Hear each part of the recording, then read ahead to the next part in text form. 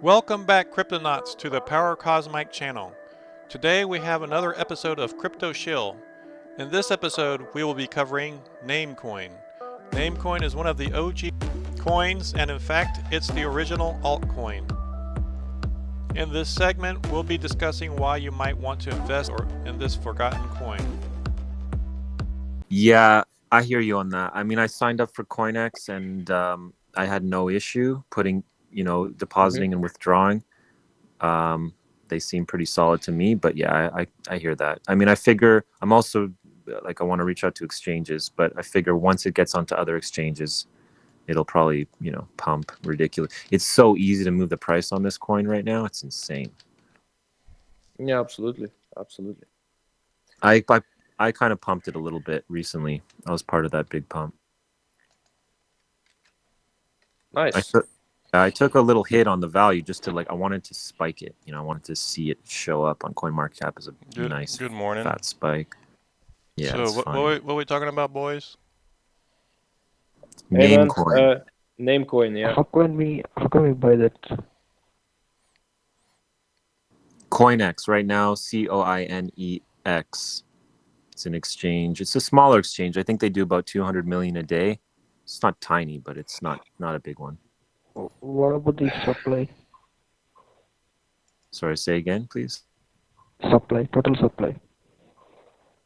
Supply. So it's the exact same. It's a fork of Bitcoin plus the ability to register domain names. So it's 21 million max. Right now, I think it's at about 15 million. It's merge mined with Bitcoin since 2011. So it's all OGs and old miners that have it. So it's about $2 right now. So basically, it's like think of it as $2 Bitcoin. It used to be number 3. People forgot about this, but CoinMarketCap, it used to be Bitcoin number 1, Litecoin number 2, and Namecoin number 3 back in 2013. So Joined like why did it fall off? 2014, 2015. It fell off because the development team is just purely about engineering and basically zero marketing, and they haven't had the integration of the domain names, which is .bit. That's the domain. So it hasn't been natively supported in the browsers.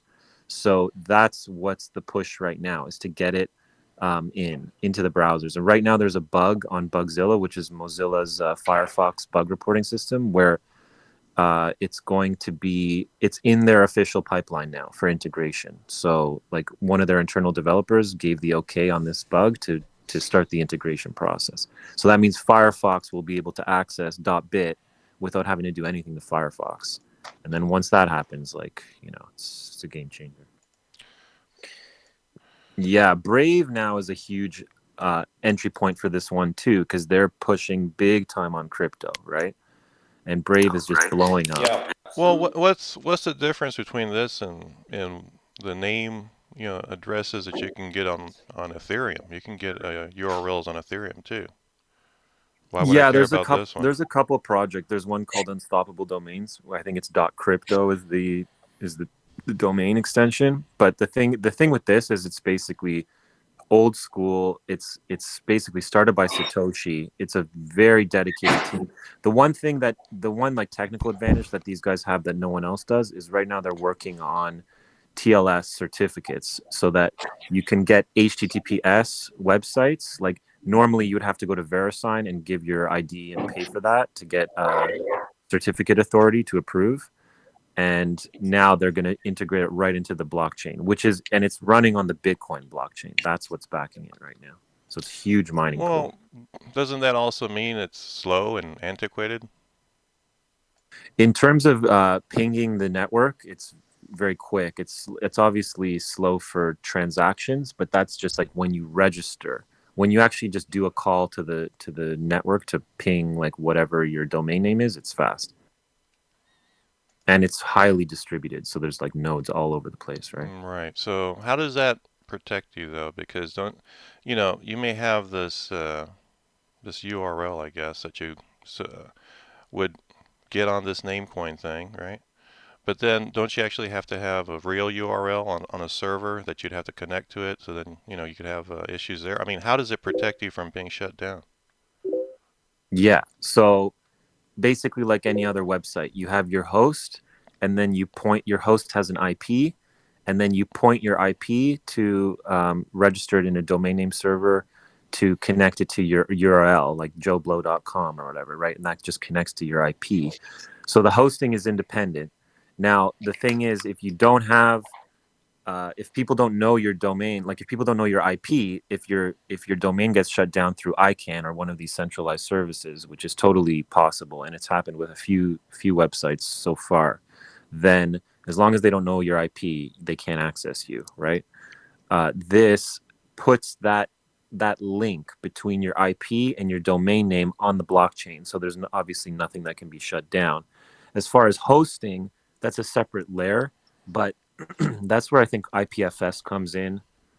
Decentralized hosting is like sort of the final piece in the puzzle.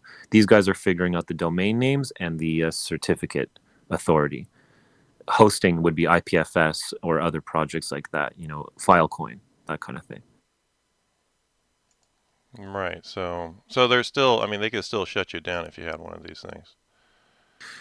If they go after the actual host of the website, yes, but they're not able to target this would remove the vector of being able to target the domain name itself. Right. And it's usually a lot harder to take down a host because you can host all over the place, right? Right. But a domain name all goes through ICANN. ICANN is the king.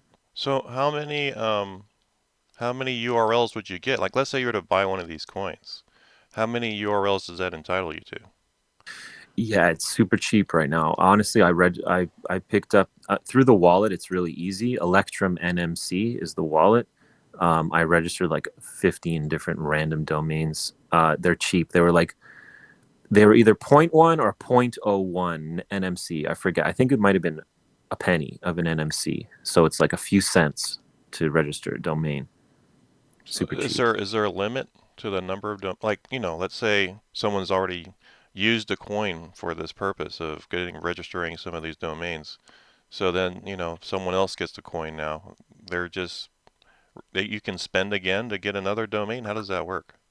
Yeah, as long as you have the money, you can buy up domains, and then they also renew. I think it's after about a year you need to renew, but it's cheap. Like it doesn't gouge you. It's not like GoDaddy where it sees like the traffic on the domain and will just It's basically like a decentralized GoDaddy. That's a good way to think of it.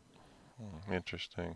But so is there a limit to the number of domains, like, tied to the number of coins, or is it just unlimited? Or yeah, as long as the domain is available, you can buy it if you have the money. so It's cheap. okay. So is it then exclusive to a particular extension, like .bit? Yeah, .bit, .bit. Okay, so if you want a .bit, you have to have one of these things. Exactly. So do you have to hold it, or I mean, if you spend it and get the thing, and then you can come back and later and buy some more and spend again to do this, or how's that work? Exactly. Once you hold it, it's yours until the renewal period. In which case you'll have to pay a small renewal fee. I haven't renewed in a long time. Like I used to have a bunch of domains. I let them expire back in the day, and then when I bought back some more Namecoin recently, I just rebought a whole bunch of domains. So it's just super cheap. The thing is, as long as you have the private keys, you're the owner of the domain, right? And then you can also transfer your domain to someone else as well. There's that. Okay, but the domains should be once it's written on the blockchain, that's it, right? They should not go away.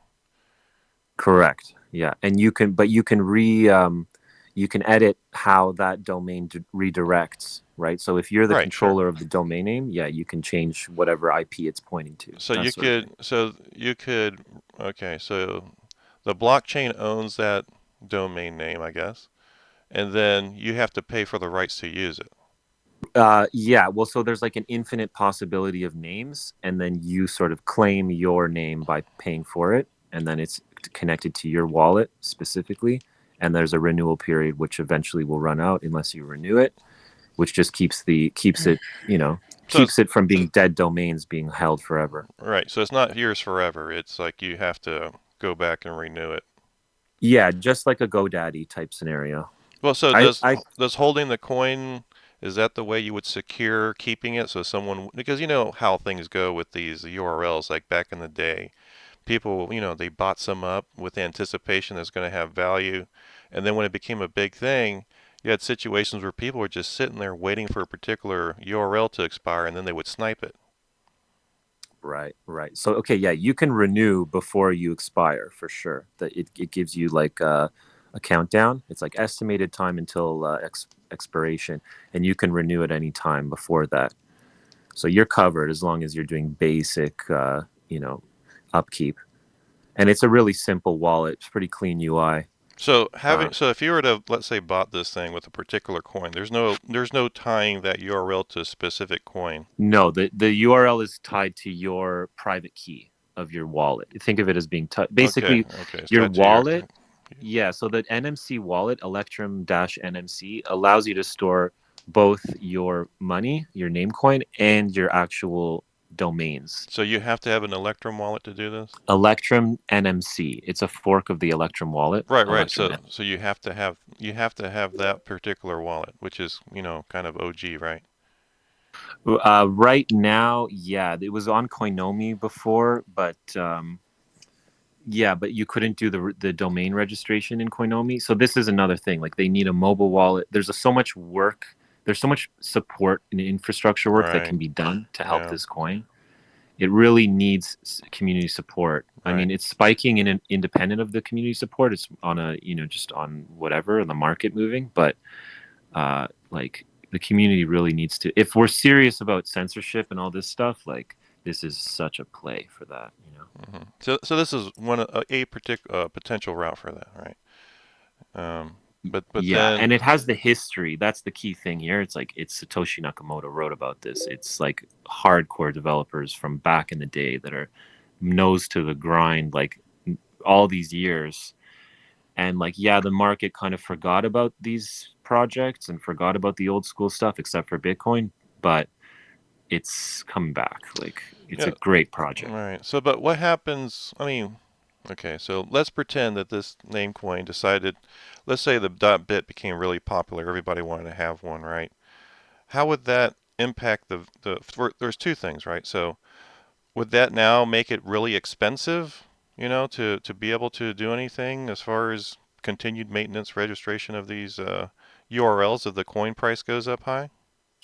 That's a good question. I think what's going to happen is the team. I follow the developers really closely. I think that's a good question. I haven't asked that specifically, but I think what would happen is the price in terms of Namecoin. If let's say it's $5, $2 right now. Let's say it goes to $200.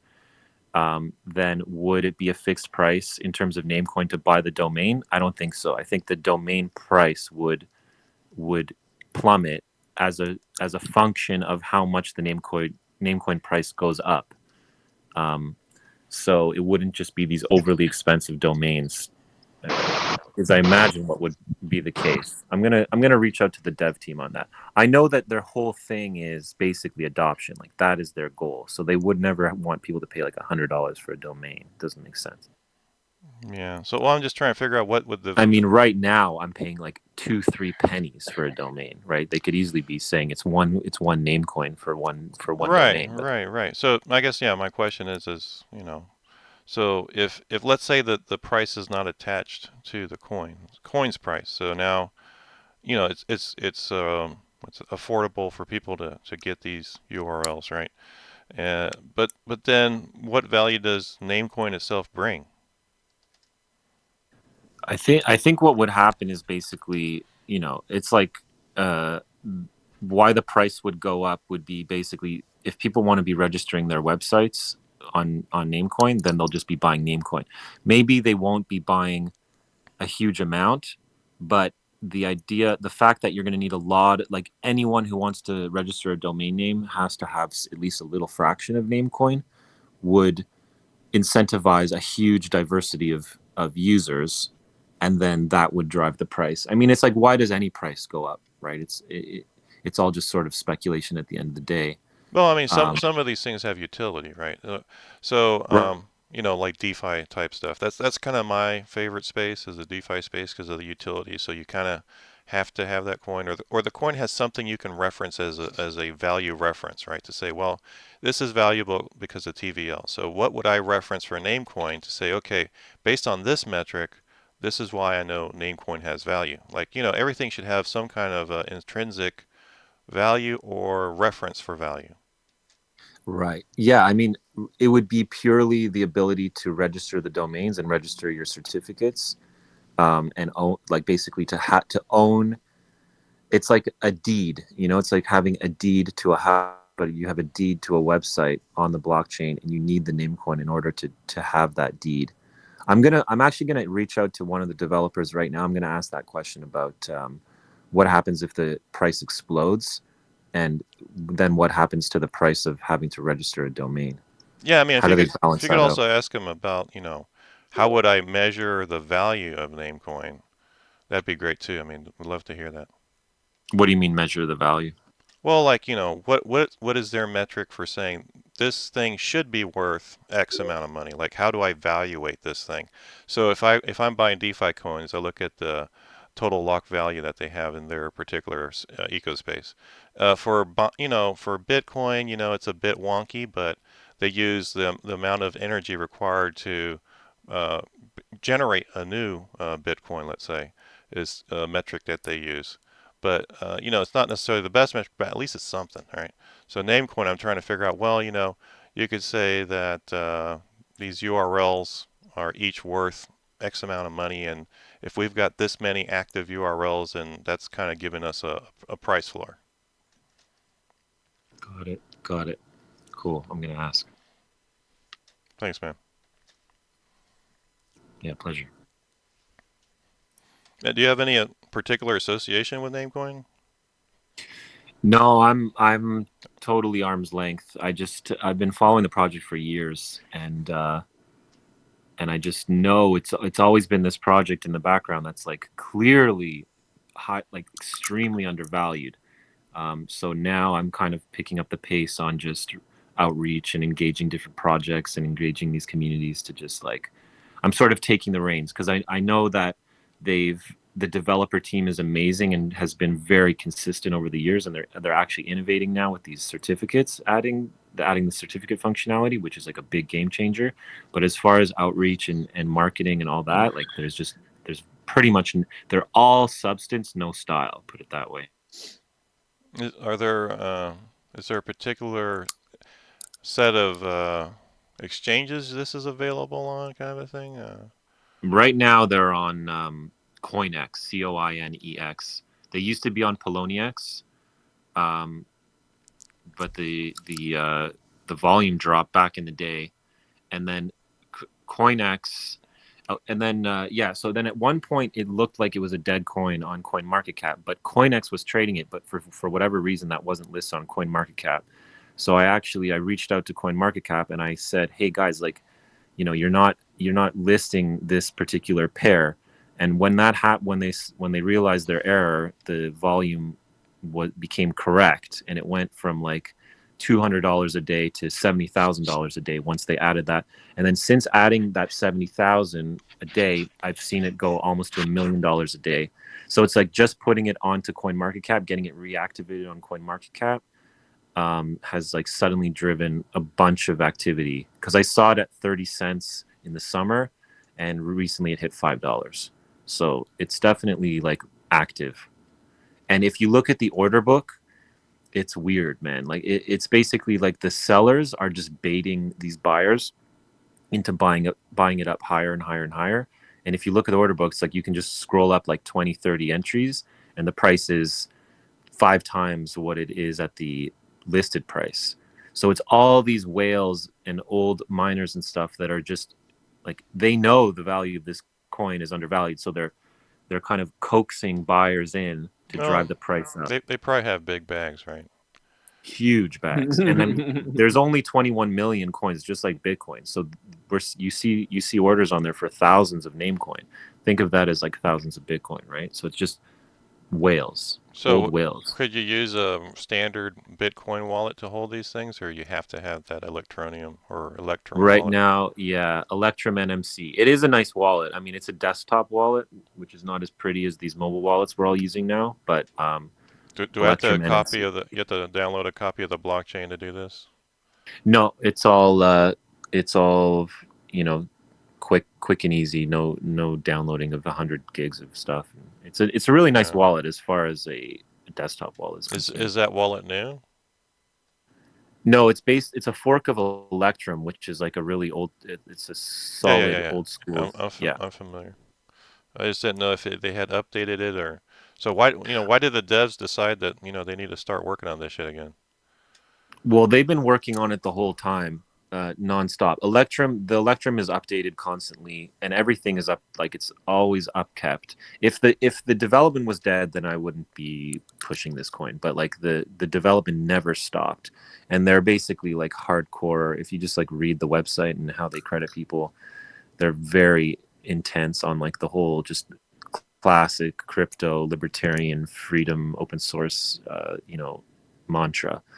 So yeah, the thing that they're doing now that's new that I wasn't aware of until I saw the presentation on their site is they're integrating these transport layer certificates, and that's a game changer because then not only can you do your domain, but you can get your HTTPS and be a secure website with end-to-end encryption between you and like between the client and server. Um, and before you would have to go to VeriSign and give your identity or go to one of those centralized certificate authorities that could all be compromised, right? Now Yeah. they're doing that on the blockchain. That's a big game changer. Is there anything like they can go back and change the rules if for some reason people decide that it's out of control? You mean like a hard fork or something like that? No, like let's say, the powers that be that control the internet as far as what you can see and what you can't see, Oh, decide that, we don't want to allow this dot bit to exist anymore because you guys are, you know, a, a grounds for fomenting violence or something. if I mean, it's basically the same question as could they shut down Bitcoin? It's pretty much the exact same principle. If they're able to shut down Bitcoin, then they could do Namecoin. If they can't, then they can't, right? So having that link to the internet wouldn't make it, they couldn't just search for all the dot bits and shut them down? Well, not as long as you're. They would have to go after the host, so they'd have to figure out where the host is and try to take that down. But if you're sort of whack-a-moling your host, there's a lot of these, like Pirate Bay or Sci-Hub, that site that hosts all those academic papers for free. They just kind of do whack-a-mole on their hosts, so like it's really hard to find them. And then of course IPFS is coming online, and you'll just have all your hosting on the blockchain anyways, and then there's really nothing to take down because then your domain name server is decentralized, your hosting is decentralized, your certificate is decentralized. Like they'd have to come to your house and smash your computer if they wanted to stop you, right? Yeah, I'm just trying to think through all the different, scenarios. Since I Right. mean, it sounds like you're pretty knowledgeable on this. So what's your background? And are you like someone who's done admin work before or worked with networks, that kind of a thing? Yeah, I've played around in different startups. Nothing like really to speak of that you would recognize, but just been playing around in this space for years and watching the different cycles. It's been cool to watch. Like I got in 2013. That was like the first sort of alt cycle in a way. Well, not really. I mean, I guess 2011, really Namecoin started in 2011, so that would have been the first alt cycle. But then seeing 2017 happen with all that hype and the ERC20 tokens, and some projects that came out of that are still around today, like IOTA, let's say, or some of the big coins, Monero, and then coming now again into this space with DeFi. It's cool to watch the space just keep iterating and get more advanced each Yeah, time. yeah. It's just like let's not forget the great projects of the past that are still active, and like we need to balance out our approach and not forget like the whole point of crypto, which is, yeah, we're all getting rich maybe, but um, Like the real point is to make the internet more resilient and free. Like that's the end game for crypto. So that's where like You at know, least half your energy. I'm glad you said that because not a lot of people say that these days. They're not thinking about that. Yeah, it's sort of blinded by the money, Yeah, yeah, I get it. but at the end of the day, it's the internet just has to be more resilient, and like we're seeing a huge shift in how the internet is being like manipulated, right? Oh yeah, So absolutely. Yeah, I totally see that. I mean, just gotta look at what happened with Parler, right? And then some, exactly. Alex Jones and Twitter shut down of the president. Let's just shut down the president. Okay. But I get what you're saying. If you enjoyed this video, please like, share, and subscribe.